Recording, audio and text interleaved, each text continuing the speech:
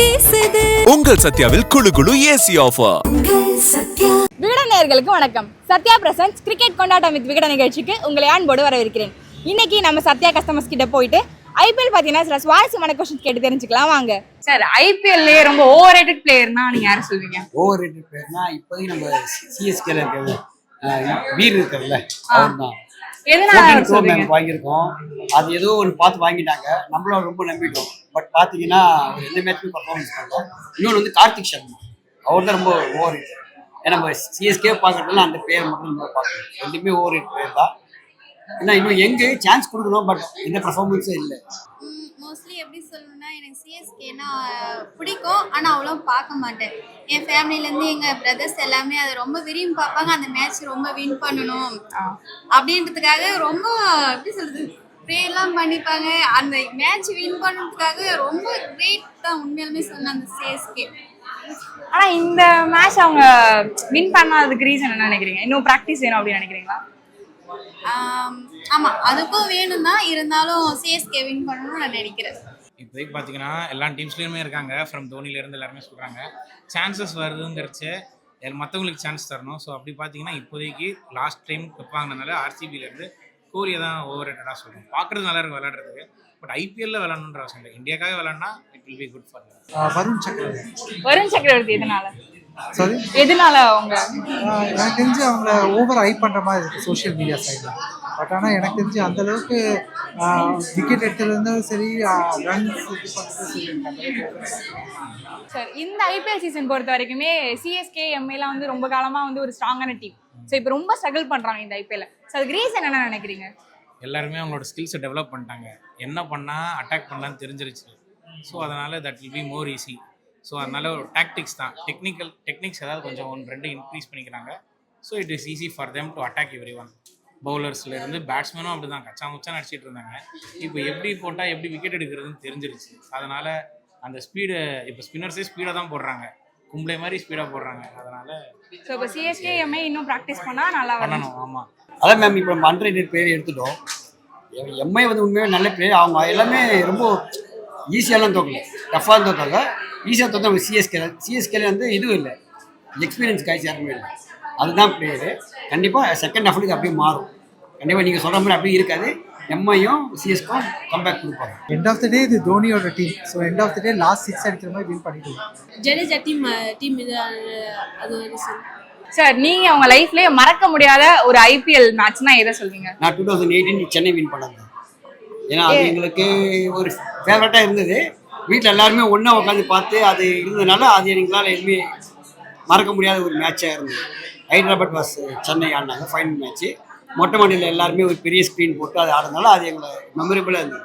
CSK final பொலாரோட wicket எடுத்தது of சைடில் தோனி சொல்லி அந்த மிட் ஆஃபில் விக்கெட் எடுத்தாங்க. அதுதான் டர்னிங் பாயிண்ட், மைண்ட் ஸ்ட்ராட்டஜி.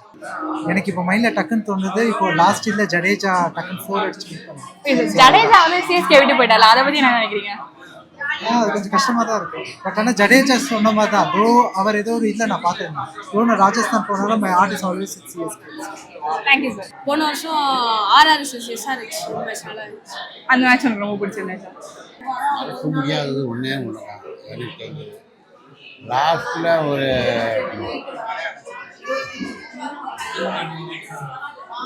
ஒரு கேமில் லாஸ்ட் பீரியடில் தான் ஜெயிப்பாங்க. அதுதான் அதாவது இந்த போன வருஷம் இல்லை, அதுக்கு 3 வருஷம் நினைக்கிறேன். அப்போ தான் அந்த ஜடேஜா நாள ஜெயிக்காங்க.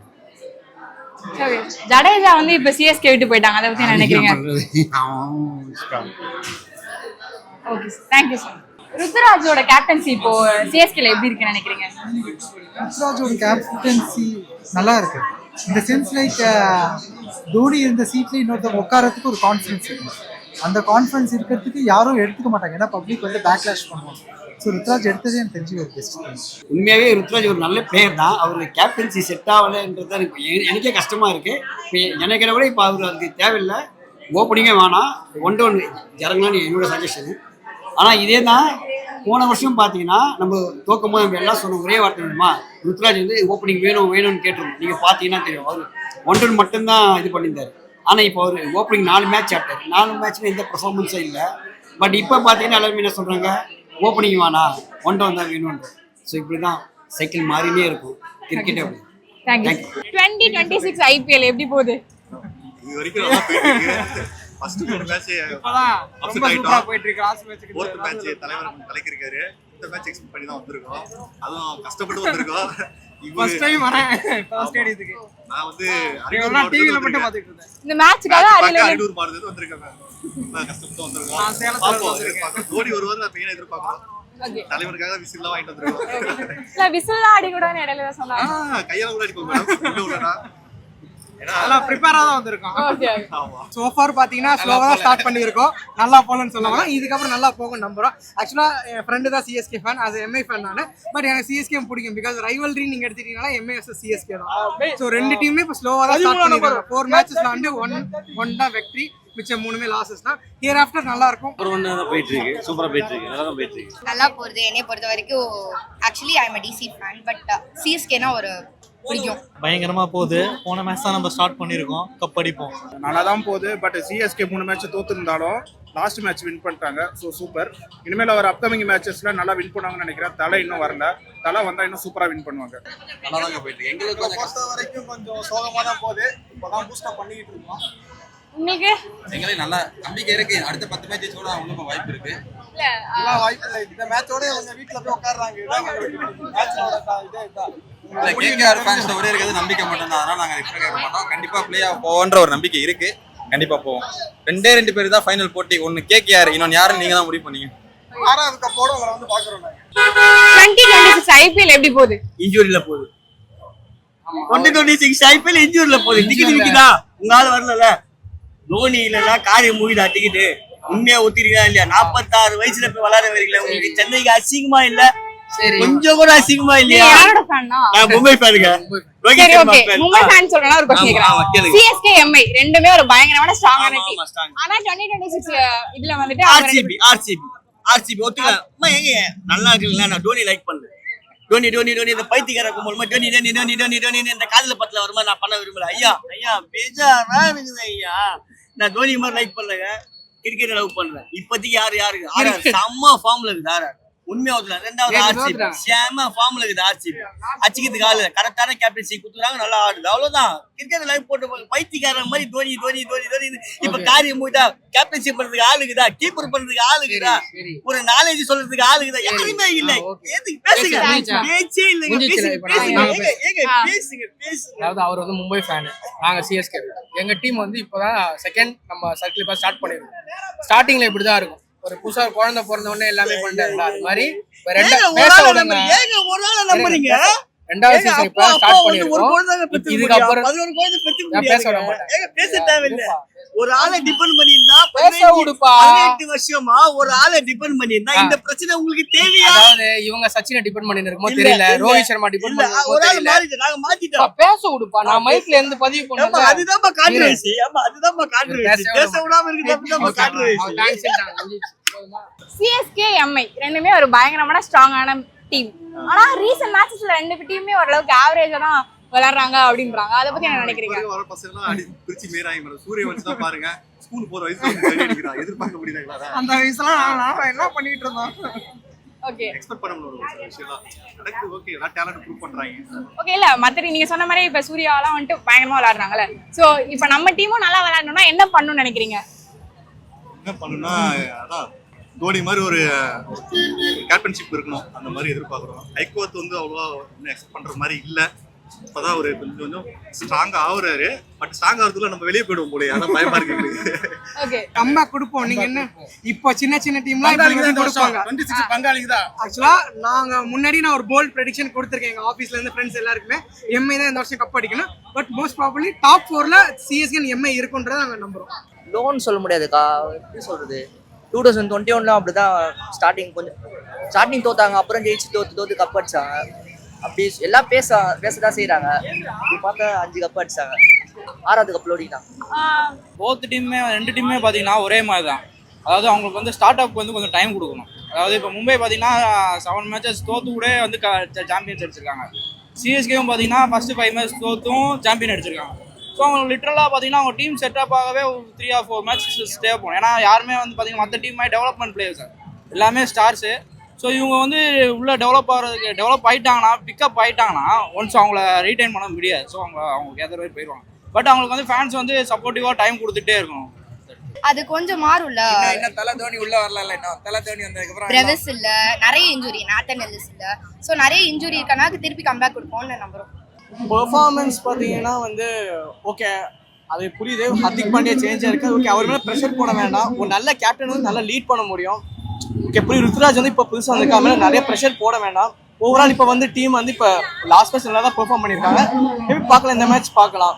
மேபி தோனி வந்ததுக்கப்புறம் கொஞ்சம் ஒரு ப்ரெஷர் ரிலீஃப் இருக்கும். ஸோ நிறைய டீம் லீட் பண்ணியிருக்காரு, கொஞ்சம் கான்ஃபிடன்ஸ் கிடைக்கும். இப்போ ஃபுல்லாக யங்ஸ்டர்ஸாக தான் இருக்காங்க. ஸோ அவங்க கொஞ்சம் இந்த ஐபிஎல் ப்ரெஷர், அந்த ஒரு க்ரௌட் ப்ரெஷர் இருக்கும். மேபி பார்க்கலாம், இந்த மேட்ச் பார்ப்போம். நான் உங்க லைஃப்லயே மறக்க முடியாத ஐபிஎல் மேட்ச்னா எந்த மேட்ச் சொல்வீங்க? ஃபைனல் ஆப்வியஸ்லி 2019 ஃபைனல் தான், Mi vs CSK. So Mi நாங்கள் 1 ரன் வித்தியாசத்தில் ஜெயிச்சது. ஸோ அது வந்து நாங்கள் எல்லாருமே அதை தான் பற்றி பேசுவோம். அண்ட் நிறைய ஃபைனல்ஸ் இருக்குது. ஃபைனல்ஸ் மட்டும் இல்லை, நான் லீக் மேட்சே எடுத்துக்கிட்டிங்கன்னா 2021 ஆக்சுவலாக அந்த ஃபர்ஸ்ட் ஹாஃபில் நாங்கள் last match Mi vs CSK. So அதில் பொலாட் அடிச்சு வின் பண்ணி கொடுத்தது சிஎஸ்கே. அந்த மாதிரி நிறைய மேட்சஸ் இருக்குது. ரைவல்ரின்னு எடுத்துக்கிட்டிங்கனால நீங்கள் ஐபிஎல் ரைவல்ரின்னு எடுத்துக்கிட்டீங்கன்னா எம்ஐ vs சிஎஸ்கே மட்டும்தான், வேற எந்த டீமே இல்லை இப்போ வரைக்கும். போன மேட்ச் கூட மறக்க முடியாத மேட்ச் தான். போன மேட்ச் செம்மையாக இருந்துச்சு. யாரும் எதிர்பார்க்காத 3 டீம் 3 மேட்ச் வந்துட்டு 4 டீம் சேர்த்துருக்காங்க. 4வது மேட்ச்சு யாருமே 26 ஐபிஎல்ல ரெக்கார்டு இல்லை. ஆனால் சென்னை ரெக்கார்டு இல்லை. செஞ்சுரி சேட்ஸ்மேன், அப்புறம் பெஸ்ட் கேட்சு, அப்புறம் ஒரே விக்கெட்டுக்கு 5 விக்கெட்டு. இதெல்லாம் ஒரு வந்து நம்மளுக்கு ஒரு அதாவது என்ன சொல்கிறது, ரெக்கார்டு தானே. ஒரே மேட்ச்சில் ரெக்கார்ட் பண்ணிட்டாங்க. ஜெயிச்சாலும் ஒரு மேட்ச் ஜெயிச்சாலும் நல்லா ரெக்கார்ட் பண்ணிட்டாங்க. 2023 ஃபைனல்ஸ் தான். 2023 ஜடேஜா மிஸ் பண்ணுறேன். ஜடேஜா வந்து சிஎஸ்கே விட்டு போன பத்தி என்ன நினைக்கிறீங்க? கஷ்டமாக தான் இருந்துச்சு. அதுக்காக தான் ரீப்ளேஸ் பண்ணால் சஞ்சு சாம்சன் வந்திருக்காரு. 3 மேட்ச் இதுனால போன மேட்ச் கம்பேக் கொடுத்துருந்தாரு, நல்லா சூப்பராக இருக்கு. மறக்க முடியாத மேட்ச்னா 2014 வந்து பார்த்தீங்கன்னா எம்ஐக்கும் ஆர்ஆருக்கு ஒரு மேட்ச் வரும். 194 அடிக்கணும் எம்ஐ. அதை 14.3 பால்ஸ் சேஸ் பண்ணி அடிப்பாங்க. அது உண்மையில அது மறக்க முடியாது. எனக்கு அது பிடிச்ச மேட்ச். ஒரு எம்ஐ ஃபேனாக இருந்தால் இந்த மேட்ச் கண்டிப்பாக எல்லாத்துக்குமே பிடிக்கும். சிஎஸ்கே ஜிடி 2023 ஏன் எதனால அந்த மேட்ச் மறக்க முடியாது? அது என்னமோ இல்லை, தோனி டக் அவுட் ஆனாலும் அந்த வைப்ரேஷன் இன்னமும் அந்த மேட்ச் கண்ணிலே காட்டும். பஞ்சாப் மேட்ச் தான், நல்லா அடிப்பாரு. லாஸ்ட் ஒரு 16 ரன்ஸ் பெரிய அதை மறக்க முடியாது. 2023 ஃபைனல் நடந்தது. ஓ நைஸ்.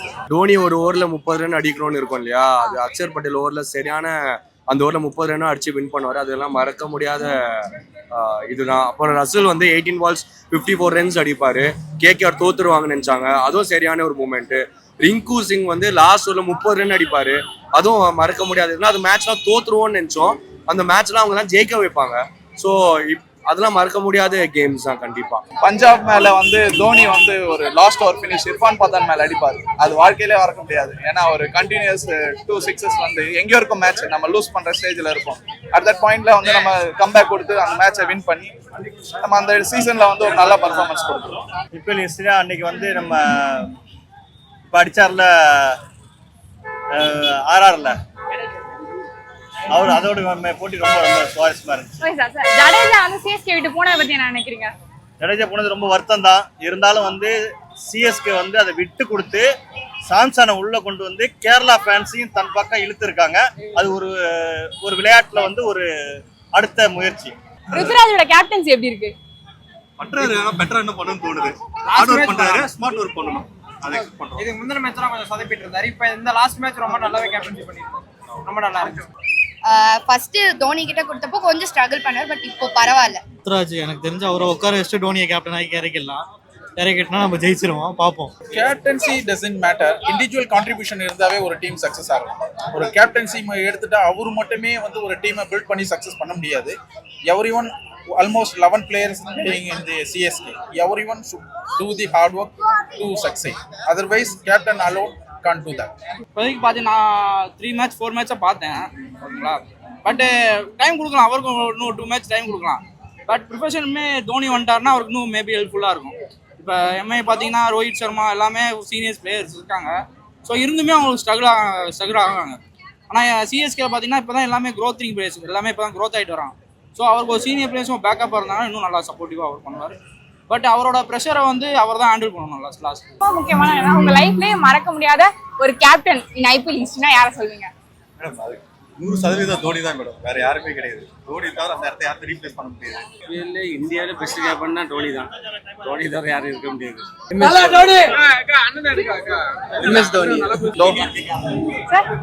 இங்க பாருங்க, தல தோனி கேப்டன். நம்ம தோனி தல தோனி தவிர வேற யார் இருக்க முடியும்? ஆப்வியஸ்லி தோனி தான். தோனி அளவுக்கு யாருமே கேப்டன்சி பண்ணிடுவாங்களா அப்படின்னு எனக்கு தெரியல. பெஸ்ட் கேப்டனா அது ஆப்வியஸா தலைவர் தோனி தான். அவர்கிட்ட யாரும் நெருங்கவே முடியாது. அது யாரா இருந்தாலும் சரி. அது பெஸ்ட் கேப்டன் இந்த வேர்ல்ட்னே சொல்லலாம் நம்ம. ஆப்வியஸ்லி ரோஹித் சர்மா. ஆக்சுவலா நான் சொல்லிடுறேன், தோனி வந்து 17 சீசன், ஆல்மோஸ்ட் 16 சீசன் சிஎஸ்கே கேப்டனா. 16 சீசன்ல 5 கப் வச்சிருக்காரு. ரோஹித் சர்மா 10 சீசன் கேப்டன் பண்ணியே 5 கப்ஸ் வச்சிருக்காரு. சோ ஆப்வியஸ்லி ரோஹித் சர்மா தான். சரி, ஓகே. ரோஹித் சர்மா தான் best captain of IPL. Okay. உங்கள் சத்யாவில் குளு குளு ஏசி ஆஃபர். சத்யா.